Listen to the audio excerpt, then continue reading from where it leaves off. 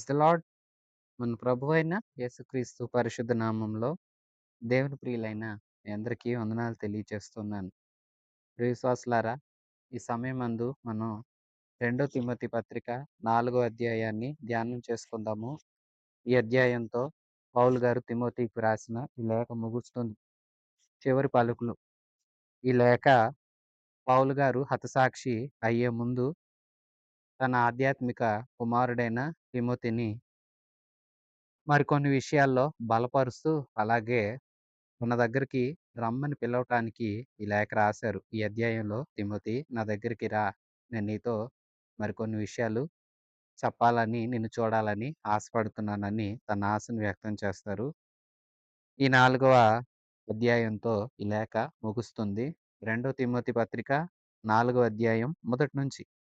దేవుని ఎదుటను సజీవుల ఎదుటను సజీవులకును మృతులకును తీర్పు తీర్చు క్రీస్తు యేసు ఎదుటను ఆయన ప్రత్యక్షత తోడు, ఆయన రాజ్యము తోడు నేను ఆనబెట్టి చెప్పున్నదేమనగా, వాక్యమును ప్రకటించుము.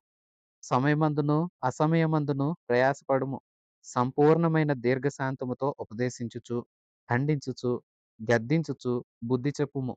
ఎందుకనగా జనులు హితబోధను సహింపక దురద చెవులు గలవారై తమ స్వకీయ దురాశలకు అనుకూలమైన బోధకులను తమ కొరకు పోగు చేసుకొని సత్యమునకు చెవినియక కల్పనా కథల వైపు తిరుగు కాలము వచ్చును.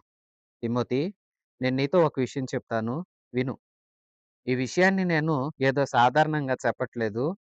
మన ప్రభువైన యేసుక్రీస్తు ఎదుట, తండ్రి అయిన దేవుని ఎదుట, సజీవులకు మృతులకు త్వరలో తీర్పు తీర్చబోతున్న పరమ తండ్రి ఎదుట, తన కుమారుడైన క్రీస్తు ఎదుట, ఆయన ప్రత్యక్షత తోడు, అంటే ఆయన తన సంఘాన్ని తీసుకువెళ్ళడానికి వచ్చినప్పుడు సంఘం ఆయన్ను ఎదుర్కొంటుంది. ఆనాడు యేసుక్రీస్తు ప్రత్యక్షత ఆపేక్షించుచున్న వారందరికీ దొరుకుతుంది.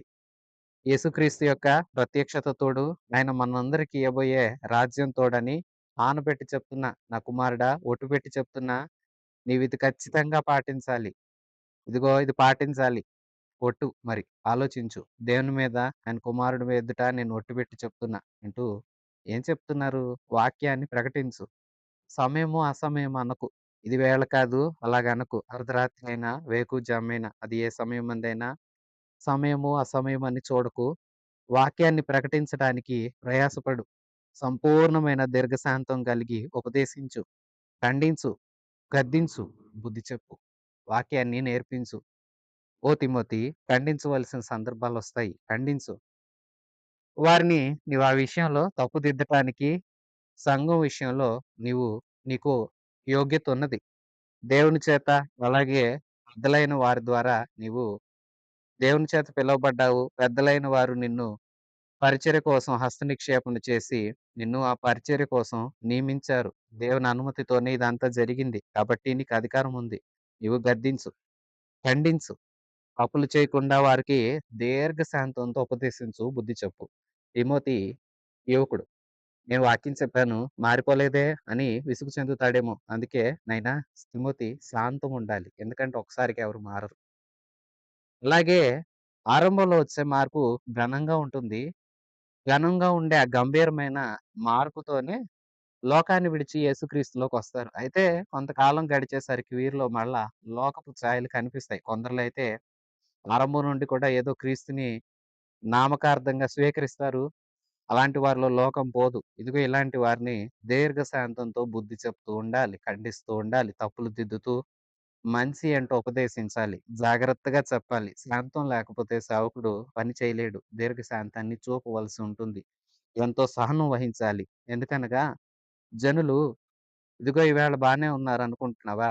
ఇదిగో సంఘంలో పరిస్థితులు ఇలాగ మారతాయి. పౌలు గారు ఈ మాటలు ప్రవచనాత్మకంగానే 3వ అధ్యాయంలో కూడా చెప్పారు. ఎలాంటి పరిస్థితులు సంఘాలలో, చుట్టుప్రక్కన ఉన్న సమాజంలో ఎలాంటి మనుషులు తయారవుతారో, ఎలాంటి స్వభావాలు విజృంభిస్తాయో చెప్పారు కదా! ఇక్కడ కూడా చెప్తున్నారు. హితబోధను సహింపరు. హితబోధం అంటే ఆరోగ్యాన్ని కలిగించే లేదా మేలు చేసే మంచి మాట.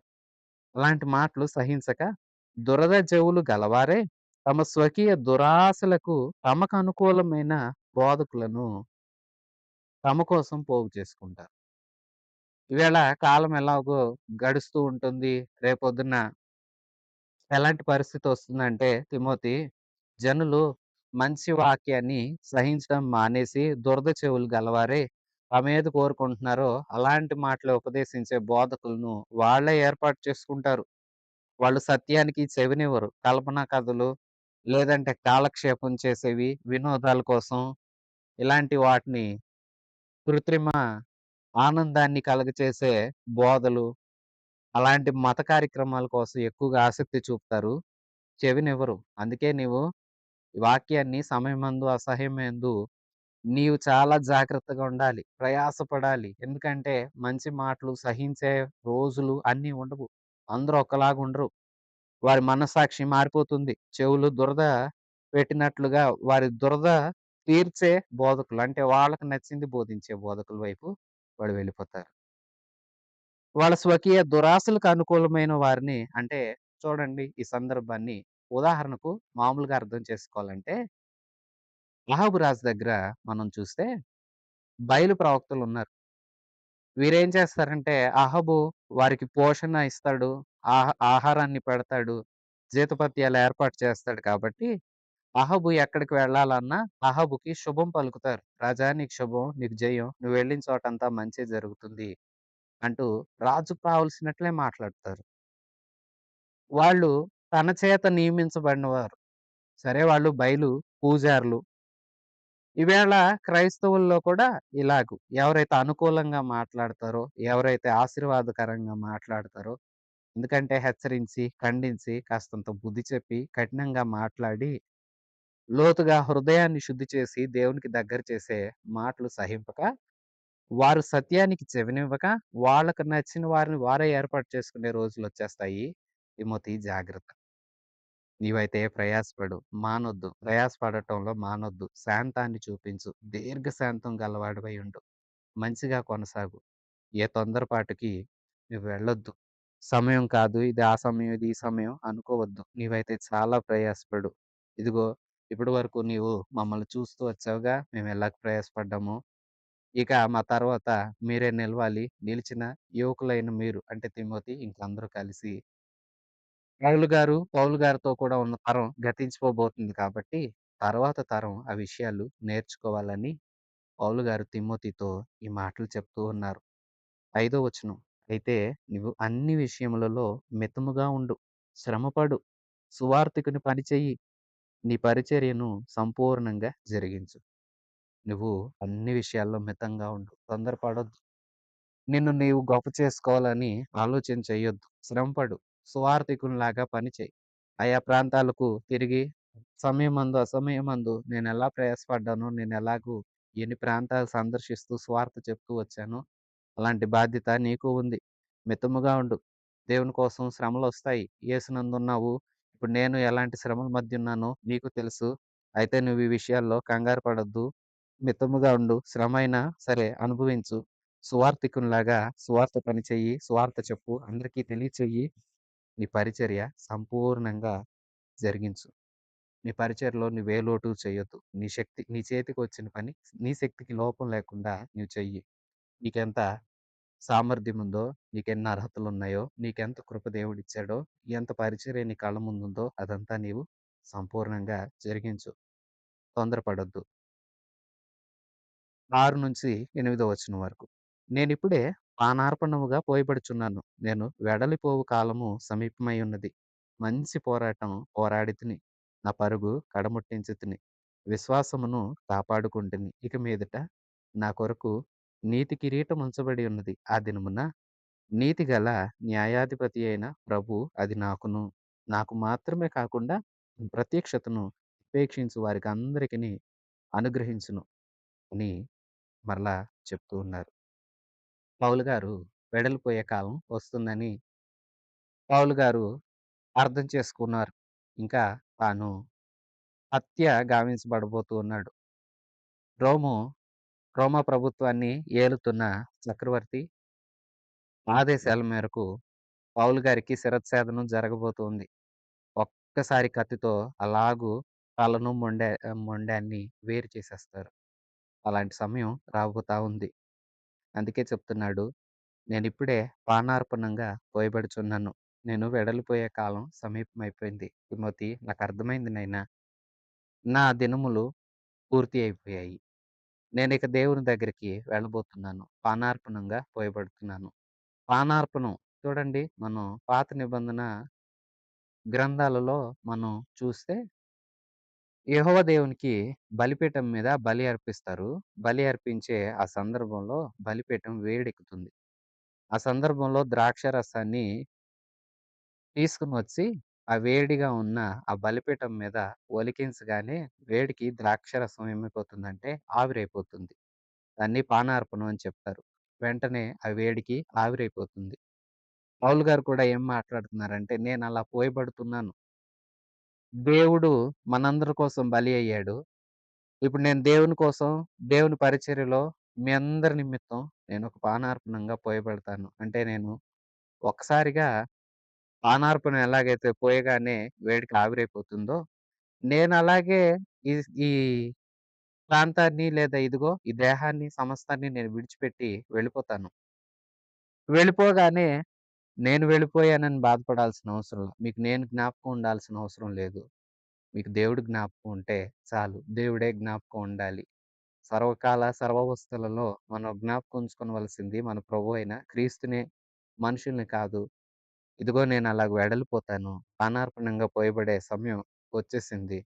అయితే ఇప్పటివరకు నా సేవ అంతా ఒకసారి నేను తలపోసుకుంటే మంచి పోరాటం పోరాడాను.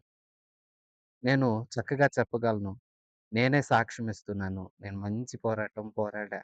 నిజమే, పౌలు ప్రయాస ఇంత అంత కాదండి. అపోస్తలులందరిలో కాస్త ఎక్కువగానే ప్రయాసపడ్డారేమో అనిపిస్తుంది. ఎందుకంటే పౌలు గారి పరిచర్యను దేవుడు ఘనపరిచి, నూతన నిబంధనలో మనం చూస్తే ఎక్కువగా అపోస్తలులందరికంటే పౌలు గారి పత్రికలు గాని, పౌలు గారి యొక్క వివరాలే ఎక్కువగా రాయబడ్డాయి. స్వార్థ ప్రయాణ వివరాలు కానివ్వచ్చు, అలాగే పౌలు గారి పత్రికలకు కూడా ఎక్కువ స్థానం బైబిల్ గ్రంథంలో పరిశుద్ధాత్మ దేవుడు అనుగ్రహించారు. చాలా ప్రయాసపడ్డారు. మంచి పోరాటం పోరాడాను. ఆ పరుగులో నా విశ్వాసాన్ని నేను నా పరుగు కడముట్టించాను. ఈ కడముట్టించే పరుగులో నాకున్న విశ్వాసాన్ని నేను కాపాడుకున్నాను.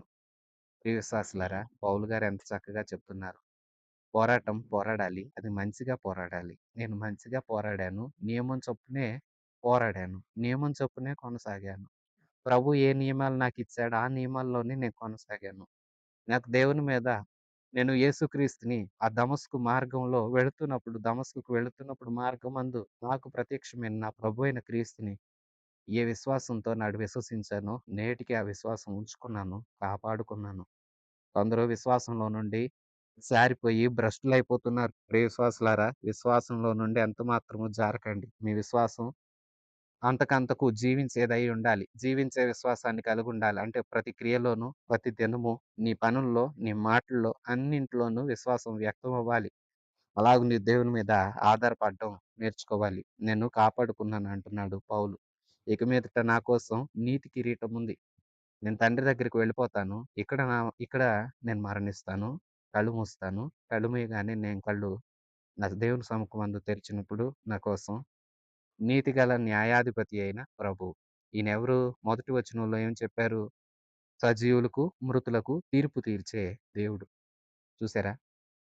తీర్పు తీర్చే దేవుడున్నాడే, ఆయన సజీవులైన వారికి, ప్రభునందుండి మృతులైన వారికి, ప్రభువుని తిరస్కరించి మృతులైన, ప్రభునందుండి మృతులైన అందరూ లేపబడతారు. లేపబడిన వారందరూ అయితే క్రీస్తునందున్న వారు మహిమ శరీరాలతో లేపబడి క్రీస్తు దగ్గరికి వెళతారు. మిగతా వారందరూ ధవళ సింహాసనం ఎదుట హాజరయ్యి నిత్య శిక్షకు హాజరవుతారు. నిత్య శిక్షలో అంటే నరకాగ్నిలో పడవేయబడతారు. సజీవులు కూడా అంతే. యేసుక్రీస్తునందున్న వారు రెప్పపాటులో రూపాంతరం పొంది సంఘంగా ఎత్తబడతారు. క్రీస్తు కోసం సిద్ధపడిన వారు. మరి మిగిలిన వారు యేసుక్రీస్తుకు అవిధేయులు గనక ఆయన రాకడ వచ్చు వేళ, ఆయన తన మహా మహిమతో వచ్చే వేళ మొదటగా సంఘం ఎత్తబడుతుంది. అది రహస్యంగానే జరుగుతుంది. సంఘము క్రీస్తు అంతే. ఆయన సంఘస్థులు భూ ప్రపంచం మొత్తంలో ఎక్కడున్నా వారందరూ వారు మృతులైన, సజీవులుగున్న ప్రభు దగ్గరికి వెళతారు. ఆ వేళ ఆ పిలుపు సంఘానికి మాత్రమే వినిపిస్తుంది. ఆగమనం రహస్యంగా ఉంటుంది. తన వారికి మాత్రమే తెలుస్తుంది. ఆవేళ సంఘం మట్టికి యేసుని ఎదుర్కొంటారు. ఆయనతో ఉంటారు. ఆ తర్వాత యేసుక్రీస్తు ప్రభు తన మహావైభవంతో వచ్చే వేళ భూలోకమంతా చూస్తారు. ప్రతివారు ఆయన ఎదుట నిలవలేనట్లుగా అల్లాడిపోతారు. ప్రతివారు మోకరించక తప్పదు. ఎదురాడిన వారిని, తిరస్కరించిన వారిని అందరిని దేవుడు శిక్షిస్తాడు. ఇదిగో నేను ఆయన కోసం ప్రయాసపడ్డాను కాబట్టి యేసుక్రీస్తుతో కూడా తన సంఘం చేర్చబడినప్పుడు ఆ నీతిగల న్యాయాధిపతి నాకు నీతి కిరీటాన్ని ఇస్తాడు. నాకే కాదు, తన ప్రత్యక్షతను అపేక్షించే వారందరూ అంటే నేను ఆ జీవం కలిగిన సంఘంలో ఉండాలి.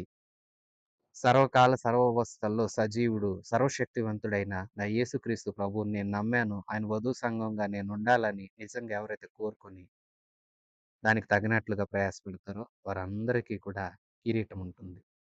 ప్రియ విశ్వాసి, నీవు కూడా అట్టి స్థితిలో ఉంటే అంటే యేసుక్రీస్తు కోసం ఎదురు చూస్తూ ఆయన రాజ్యంలో ఉండాలి. ఆయనతో కూడా ఖచ్చితంగా ఉండాలి అని కోరుకుంటున్నావా? అలా కోరుకునే నీవు ఈ భూమి మీద ఆయన కోరుకున్నట్లుగా జీవిస్తున్నావా? అయితే విను. నీకో శుభవార్త. నీకోసం కూడా ఒక కిరీటం ఉంది. నీవలా జీవిస్తేనే అది నీకు దొరుకుతుంది. నీ జీవన విధానంలో మార్పు వచ్చి, నువ్వు సైతానుకు చోటిచ్చి, లోకాన్ని నీలో ఉంచుకొని, దేవునికి దూరంగా ఉంటే నీకు కిరీటం రాదు. దేవుని రాజ్యంలో చోటు కూడా దక్కదు. ఇది సూటి అయిన మాట. ఇందులో ఇంకా ఆలోచన వేరే మార్పులేముంటాయి? ఆలోచించండి. క్రీస్తు నమ్మామన్నామే. నమ్మిన మనం మరి ఆయనకు తగినట్లుగానే జీవించాలిగా. ఆయన పిల్లలుగానే బ్రతకాలి.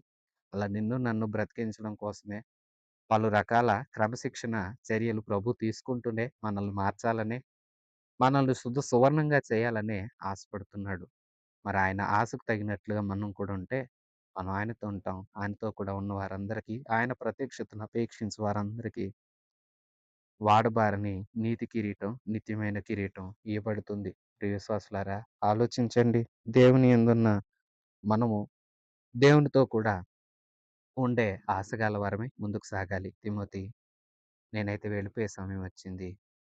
ప్రియ విశ్వాసులారా, పౌలు గారు తన చిట్ట చివరి సమయం వచ్చేసిందని గుర్తుపట్టారు. 9వ వచనం, నా యొద్దకు త్వరగా రావటానికి ప్రయత్నం చేయము. దేమ ఇహలోకాన్ని స్నేహించి నన్ను విడిచి తెస్సలోనికకు వెళ్ళెను. క్రేస్కే, గలతీయకు, తీతు, దల్మతీయకు వెళ్ళిరి. లూకా మాత్రమే నా యొద్దన్నాడు. మార్కును వెంటబెట్టుకుని రమ్ము. ఇతడు పరిచారము నిమిత్తము నాకు ప్రయోజనకరమైన వాడు. తుకికును ఎఫెసునకు పంపితిని. నీవు వచ్చినప్పుడు నేను త్రోయలో కరుపునొద్ద ఉంచి వచ్చిన అంగీని, పుస్తకములను, ముఖ్యముగా చర్మపు కాగితములను తీసుకుని రమ్ము. అలెగ్జాంద్రును కంచరివాడు నాకు చాలా కీడు చేసెను. అతడి క్రియల చొప్పున ప్రభువు అతనికి ప్రతిఫలమిచ్చును. అతని విషయమై నీవును జాగ్రత్తగా ఉండుము. అతడు మా మాటలను బహుగా ఎదిరించెను. ప్రియుశ్వాసులారా, మరికొన్ని వివరాలు చెప్తూ, తిమోతి, నేను నిన్ను చూడగోరుతున్నాను. తిమోతి, నా యొద్దకు త్వరగా రా. త్వరగా రావటానికి ప్రయత్నం చెయి. నేను వెడలిపోయే కాలం వచ్చేస్తుంది. అది సమీపం అయిపోయింది. నేను నిన్ను చూడాలనుకుంటున్నాను. ఇంత గొప్ప ఉన్నతమైన పరిచర్య చేసిన పౌలు చిట్ట చివరిగా మనసారా మాట్లాడి కళ్ళారా చూడగోరింది ఎవరినంటే తిమోతిని. తిమోతి, నువ్వు నా దగ్గరికి రా అని ఆశపడుతూ ఉన్నాడు. తిమోతి రావాలి. వచ్చి పౌలు గారిలో ఇంకా మిగిలి ఉన్న మంచి లక్షణాలను చూడాలి, నేర్చుకోవాలి. తనెలాంటి స్థితిలో ఉన్నాడో, అలాంటి స్థితిలో అయినా క్రీస్తును వదలకుండా ఎలా నిలబడ్డాడో తిమోతి నేర్చుకొని తర్వాత తరాలకు అది నేర్పాలి. అందుకోసం తిమోతి పౌలు దగ్గరికి రావాలి. చాలా ఆశపడుతున్నాడు. దేమ ఇతడు పౌలుతో పరిచర్య చేసిన వ్యక్తే. ఇతడైతే ఆరంభంలో పరిచర్యలో చాలా బావుంది అంటూ సాగాడు గానీ, పౌలు గారికొస్తున్న శ్రమలను, కష్టాలను చూసి, అమ్మో! ఇంత కష్టాలు మనకెందుకు అని లోకాన్ని స్నేహించాడు. లోకంలో శరీరాశ, నేత్రాశ, జీవపు డంబం ఉన్నాయి. లోకాన్ని ప్రేమించే వారిలో తండ్రి ప్రేమ ఉండదు. ఇతనిలో కూడా తండ్రి ప్రేమ లేదు. లోకం ఆకర్షించింది. లోకం రమ్మని పిలిచింది. వెళ్ళిపోయాడు. పౌలు కన్నా దూరంగా వెళ్ళిపోవాలి. పౌలుతో ఉంటే పరిచర్య చేయాలని తను తెస్సలోనికకు వెళ్ళిపోయాడు. రేస్‌కే గల్తీకి వెళ్ళాడు. తీతుని దల్మతియ ప్రాంతానికి పంపాడు. వైద్యుడు లూకా ఇతడే లూకా సువార్త అలాగే అపోస్తలుల కార్యాల గ్రంథం రాసిన వ్యక్తి. ఇతడొక వైద్యుడు. ఇతను మాత్రమే పౌలు గారితో ఇప్పుడు ఈ సమయమందు కూడా చివరి సమయాల్లో కూడా ఉన్నాడు. తిమోతితో చెప్తున్నాడు, జాన్ మార్కుని వెంటబెట్టుకొని తీసుకొని రా. ఇతడు పౌలుతో కూడా మొదటి సువార్త ప్రయాణం చేసిన బర్నబాకు మేనల్లుడవుతాడు. మొదటి స్వార్థ ప్రయాణం జరుగుతుండగా బహుశా ఈ మార్కుకి ఏమన్నా అనారోగ్యం వచ్చిందేమో మధ్యలో విడిచిపెట్టేసి వీళ్ళని వెళ్ళిపోయాడు. అందుకే రెండోసారి సువార్త ప్రయాణానికి మొదట సందర్శించిన ప్రాంతాలకు మరలా వెళ్ళొద్దామని పౌలు, బర్నబా ఆశపడ్డప్పుడు బర్నబా నేను మళ్ళా మార్కుని తీసుకొస్తాను అన్నాడు. అందుకు పౌలు కోపగించుకున్నాడు. వద్దు అతన్ని తీసుకురావద్దు అన్నాడు. బర్నబా ఒప్పుకోలేదు. నాకు మార్కు కావాలని మార్కుని వెంటబెట్టుకొని బర్నబా ఒకవైపు వెళ్ళిపోతే పౌలేమో రెండో స్వార్థ ప్రయాణం కోసం శీలను వెంటబెట్టుకొని వెళ్ళాడు. అప్పుడైతే వద్దు అన్నాను గాని, అతడు నిజంగా చక్కటివాడు. ప్రభువునందు ప్రయాసపడుతున్న ఓ మంచి సేవకుడు. మార్కుని వెంటబెట్టుకునిరా. అతడు పరిచారం నిమిత్తం నాకు ప్రయోజనకరమవుతాడు అంటున్నాడు. తుకికుని నేనే ఎఫెసుకు పంపించాను. అలాగే తిమోతి నువ్వొచ్చేటప్పుడు త్రోయలో తలుపునొద్ద నేను ఉంచాను. అంగీ, పుస్తకము, అంగీ తీసుకునిరా. పుస్తకాలు తీసుకునిరా. పౌలు గారు ఇతర భక్తుల యొక్క పుస్తకాలు కూడా చదివే అలవాటు ఉన్న వ్యక్తి. అలాగే ముఖ్యంగా చదువుకోవడం కోసం అలాగే నేను ఏమైనా విషయాలుంటే రాసుకోవడానికి చర్మపు కాగితాలను కూడా తీసుకునిరా. శీతాకాలం వచ్చేస్తుంది. చలి వస్తుంది. అందుకోసమే నేను త్రోయలో ఉంచిన నా అంగీని నువ్వు తీసుకునిరా అంటున్నాడు పౌలు. ఇక అలెగ్జాండర్ ఇతడు ఒక కంచెరివాడు. నాకు చాలా కీడు చేశాడు. అతని క్రియల చొప్పున ప్రభువే అతనికి ప్రతిఫలం ఇస్తాడు. నేనైతే ఏమి అనాలనుకోవట్లేదు గానీ తిమోతి నీకొక విషయం చెప్తా విను. వాడు నా మాటలను ఎదిరించాడు. చాలా ఎదురు చెప్తాడు. చాలా వ్యతిరేకంగా నడుస్తాడు. ఇతడు నీకు కూడా కీడు చేయొచ్చు. ఒక కంటి కనిపెట్టు. జాగ్రత్త. అలెగ్జాండర్‌తో జాగ్రత్త. నాకే అడ్డు తగిలాడు. ఇబ్బంది పెట్టాడు. నీకు కూడా ఇబ్బంది కలిగించవచ్చు. ఇతనితో జాగ్రత్తగా ఉండమని చెప్తున్నారు. 16 వచనం నుంచి. నేను మొదట సమాధానం చెప్పినప్పుడు ఎవడు నా పక్షాన ఉండలేదు. అందరూ నన్ను విడిచిపోయిరి. ఇది వారికి నేరముగా ఎంచబడకుండును గాక. పౌలు గారు క్రీస్తు శకం ఇంచుమించు 62వ సంవత్సరం ఆ సందర్భంలో రోమ్‌కి వెళ్ళి అక్కడ ఒకసారి తనను గురించిన సాక్ష్యం చెప్పుకోవాల్సొచ్చింది. తన వాదన వాదించుకోవడానికి తన పక్షాన ఎవ్వరు లేరు. అందరూ విడిచి వెళ్ళిపోయారు. కష్టమొచ్చినప్పుడు ఎవరు మనతో ఉండరు కదా! అలాంటి పరిస్థితే పౌలుకి ఎదురైంది. అయితే విడిచి వెళ్ళినంత మాత్రాన ఇబ్బందేం లేదు. వారందరికీ ఏ శిక్ష కలగకుండుగాక అని పౌలు కోరుకుంటూ ఒక క్లుప్త ప్రార్థన. ఎవరికీ ఏం కాకూడదంటూ ప్రార్థన చేస్తున్నాడు. స్టెఫన్‌ను చూడండి. తాను హత్య చేయబడేటప్పుడు ఇలాగే ప్రార్థన చేశాడు. అయ్యా! ఈ పాపం ఏది వీరి మీద మోపొద్దని. క్రీస్తు చూడండి సిలువ మీద ఒంటరివాడైపోయాడు. అయినా ప్రార్థించాడు. తండ్రి వీరేం చేస్తున్నారో వీరెరుగరు. పౌలు కూడా అలాంటి మనస్సాక్షి గలవాడై నేను మొదటిసారి అధిపతుల ఎదుట సమాధానం చెప్పుకోవాల్సొచ్చినప్పుడు నా పక్షాన ఎవరు వాదించుటకైనా, నాతో నిలవటాకైనా లేరు. అయినప్పటికీ ఏమీ కాదు. ఎందుకంటే 17వ వచనం. అయితే నా ద్వారా సువార్త పూర్ణముగా ప్రకటించబడు నిమిత్తం అన్ని జనులందరును దాన్ని విను నిమిత్తం ప్రభువు నా ప్రక్క నిలిచి నన్ను బలపరచును గనుక నేను సింహపు నోట నుండి పెంచబడితిని. అంటే మొదటిసారి తాను రాజు ఎదుట నిలిచి చెప్పుకున్న సందర్భంలో ఎవరు పక్షం లేకపోయినా బలపరిచే ప్రభువు ఉన్నాడు. అందుకు దేవునికి స్తోత్రం. అన్ని జనులందరూ నా సువార్త వినాలి. నా యొక్క ప్రయాసం ఏంటో అందరికీ తెలియాలి. తెలియటం కోసం ఆనాడు ప్రభువు నా పక్షమున్నాడు. నాడే కాదు నేటికి ఉన్నాడు. ఆనాడు నన్ను మరణం నుండి తప్పించాడు. మరణాన్ని అలాగే అక్కడున్న క్రూరుడైన రాజునుద్దేశించి సింహం నోటి నుండి నేను తప్పించబడ్డాను అంటున్నాడు పౌలు. 18వ వచనం. ప్రభువు ప్రతి దుష్కార్యము నుండి నన్ను తప్పించి తన పరలోక రాజ్యమునకు చేర్చునట్లు నన్ను రక్షించును. యుగయుగములకు ఆయనకు మహిమ కలుగును గాక. ఆమేన్. ఇంకా అంటున్నారు ప్రభు నన్ను ప్రతి దుష్కార్యం నుండి తప్పిస్తాడు. తన పరలోక రాజ్యానికి నన్ను చేరుస్తాడు. ఆయనే రక్షకుడు. ఈ రక్షకుడు నన్ను నిత్యము కాపాడుతాడు. నాకెప్పుడు ఆయన తోడుగా ఉంటాడు. యుగయుగాలకు ఆయనకే మహిమ కలుగును గాక అంటున్నారు. 19వ వచనం. ప్రిస్కకును, అకులకును, ఒనేసిఫోరు ఇంటి వారికిని నా వందనములు ఎరస్తు కొరింథులో నిలిచిపోయెను. త్రోఫిము రోగి అయినందున అతన్ని మిలేతులో విడిచి వచ్చితిని. శీతకాలము రాకమునుపు నీవు వచ్చుటకు ప్రయత్నం చేయుము. యూబూలు, పూదే, లిను, క్లౌదియ సహోదరులను నీకు వందనాలు చెప్తున్నారు. ఇంకా కొందరు పేర్లు చెప్పి వీరందరూ నీకు వందనాలు చెప్తున్నారు. అలాగే ఒనేసిఫోరు, ఆహ్, అకుల, ప్రిస్కిల వీళ్ళకి కూడా నేను వందనాలు చెప్తున్నాను. నీకు కూడా ప్రభు కృప తోడై ఉంటుంది తిమోతి. ఒక విషయం ఏంటంటే ఎరస్తు కొరింథులో ఉండిపోయాడు. త్రోఫిమేమో అనారోగ్యంతో ఉన్నందుకు నేనే అతన్ని మిల్లెతులో వదిలి వచ్చాను. శీతాకాలం వస్తుంది. ఇక చలికాలం వచ్చిందంటే ప్రయాణాలు కష్టమవుతాయి. ప్రయాణం చేయడానికి అవకాశాలు తగ్గిపోతాయి. అందుకోసమే అట్టి కాలం రాకమునుపే నీ దగ్గరికి రా. నేను చెప్పినవి తీసుకుని రా.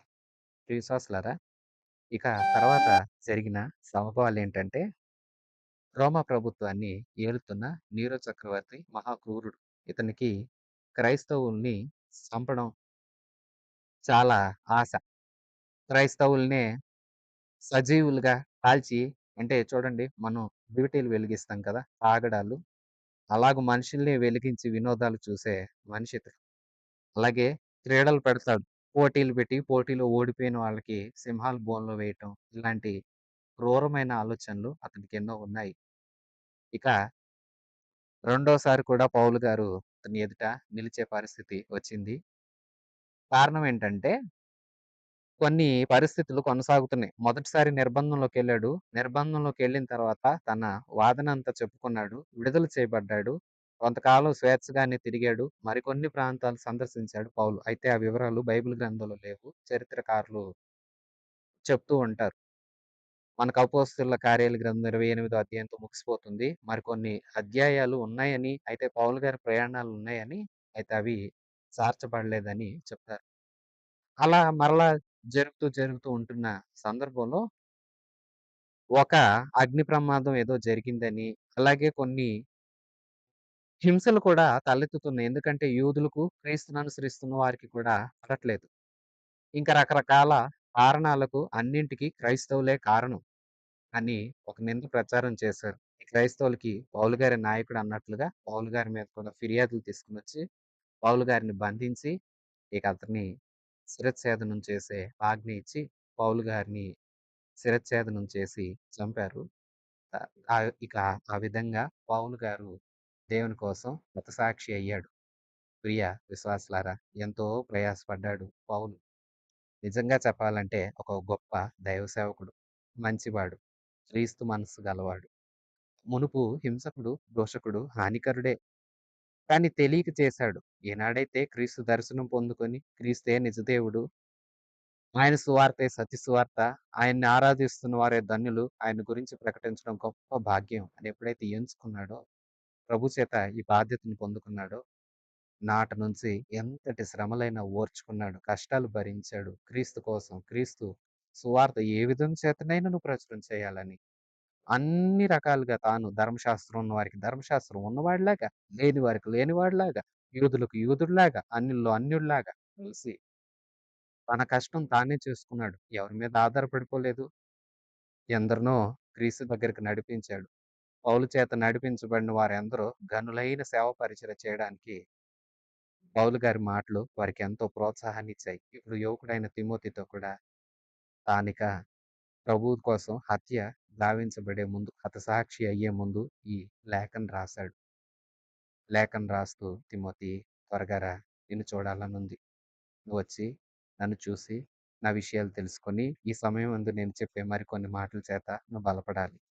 నువ్వు కొన్ని పుస్తకాలు తీసుకుని రా, నేను చదువుకుంటా. కొన్ని కాగితాలు తీసుకుని రా, రాయాలనుకున్నవి రాస్తాను. అంగీని తీసుకుని రా, అది రాబోతున్న చలికాలానికి నాకు ఉపయోగపడుతుంది. ఇలాగూ ఎంతో ఈ అధ్యాయాన్ని చదువుతుంటే నిజంగా ఒక సేవకుడు, ఒక పౌలు గారు లాంటి వ్యక్తి ఎంత ప్రయాసపడ్డాడో ఈ పౌలు జ్ఞాపకం చేసుకుంటుంటేనే మన ముందున్న తరాలు ఎంత క్రీస్తులో ప్రయాసపడ్డారో, వారంత ప్రయాసపడితేనే కదా నేడు ఈ యేసు నామాన్ని నీవు నేను తలపోసుకుంటున్నాము. ప్రియ విశ్వాసులారా, ఎందరో గొప్ప సేవకులు ఎంతో ప్రయాసపడ్డారు.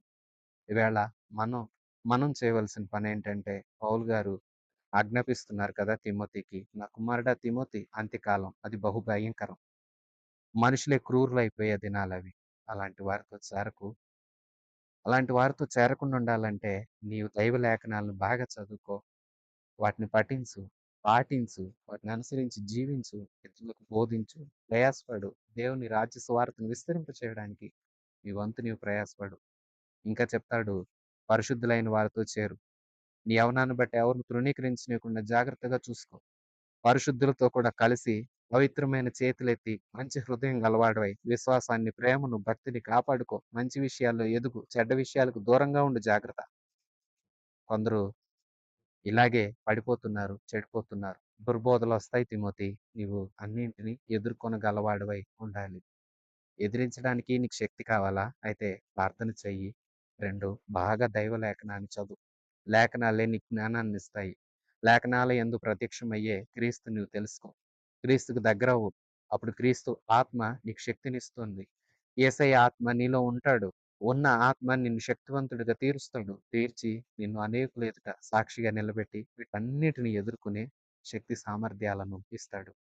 నా కుమారుడా, నేనైతే ఎంతో పోరాడాను అని నాకొక నమ్మకం. మనసారా చెప్తున్నా. మంచి పోరాటం పోరాడా. నా పరుగు పడముట్టించాను. నా విశ్వాసాన్ని నేను కాపాడుకున్నాను. ఇక నీతిగల న్యాయాధిపతి నాకు నీతి కిరీటాన్నిచ్చే గడియలు రాబోతున్నాయి. అనార్పణంగా పోయబడుతున్నాను. నేను వెడలిపోయే కాలం వస్తుంది. నేను వెళ్ళిపోయేలోపు నా దగ్గరికి నువ్వు వస్తావని ఆశపడుతున్నాను. రావడానికి ప్రయత్నం చెయ్యి. మార్కుని వెంట పెట్టుకుని రా. ఇదిగో ఇలాగ మనం దేవునిలో కడవరకు నిలవాలి. నిలకడగా ఆయనలో ఉండాలి. ఆయనలో ఉంటే దీవించబడతాము అంటూ ఎన్నో మంచి విషయాలు ప్రత్యేకించి ఇది ఒక బలపరుస్తూ తన యొక్క చిట్ట చివరి మాటలు తనలో ఉన్న మాటలు తన ప్రియ కుమారుడిని జ్ఞాపకం చేసుకొని ఈ చివరి సమయంలో తనతో ఈ విషయాలు చెప్పుకుంటే బావుండు అనుకుని దేవుడు ఏవైతే వేటిని గురించి అయితే ప్రేరేపణిచ్చాడో వాటిని గురించి వ్రాస్తూ ఈ లేఖను తిమోతికి పంపించాడు. ప్రియ విశ్వాసులారా, లేఖ మొత్తం విన్నారు కదా! ఈ పత్రిక మనకెంతో దీవెన. మొదటి 2 పత్రికలు ఎంతో దీవిస్తాయి. వ్యక్తిగత క్రమశిక్షణను నేర్పిస్తాయి. సంఘంలో మనం ఎలాగూ జీవించాలో, సమాజంలో మనం ఎలాగుండాలో, క్రీస్తుకు నచ్చాలంటే మనం ఏమై ఉండాలో, క్రీస్తుని హత్తుకుని మనం ఎలా బ్రతకాలో ఎన్నో మంచి పాఠాలు ఈ పత్రికలు మనకు నేర్పిస్తున్నాయి. నేర్పించబడిన పాఠాలను మరవకండి. ఈ లేఖలోని సత్యాలను విడవకండి. దేవుని వాక్యానుసారంగా జీవిస్తే అది మనల్ని క్రీస్తుతో కూడా నిలబెడుతుంది. వాక్యానుసారమైన జీవితం ఎప్పటికీ మనల్ని నష్టపరచదు. కానీ లోకానుసారమైన జీవితం మనల్ని నష్టపరుస్తుంది. నష్టపరిచే జీవితం మనకొద్దు.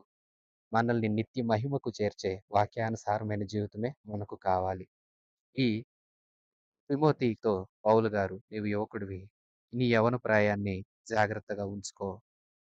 ఇదిగో నేనెన్నో మార్గాల గుండా సాగాను" అంటూ తన అనుభవాల్లో నుంచి అలాగే నా తుది పలుకులు తెలియచేస్తూ ఉన్నారు. ఎన్నో మంచి విషయాలు తెలియచేస్తూ తిమోతి, నీవు కూడా అలా ఉంటే ఎంతో దీవెన నాయనా, ఎంతో ఆశీర్వాదమయ్యా. నీవు మంచిగా ఉండాలని నేను నీ విషయంలో కోరుకుంటున్నాను అని చెప్తూ ఉన్నాడు పౌలు. వింటున్న ప్రియ విశ్వాసులారా, మనం ఏమై ఉన్నామో ఒకసారి మనల్ని మనం పరీక్షించుకోగలిగితే, వాక్యానుసారంగా మనం జీవించగలిగితే, దేవాది దేవుని యొక్క నిత్య కృప మనకు తోడై ఉంటుంది. 22వ వచనం. ప్రభువు నీ ఆత్మకు తోడయుండునుగాక. కృప మీకు తోడయుండునుగాక. ఆమేన్.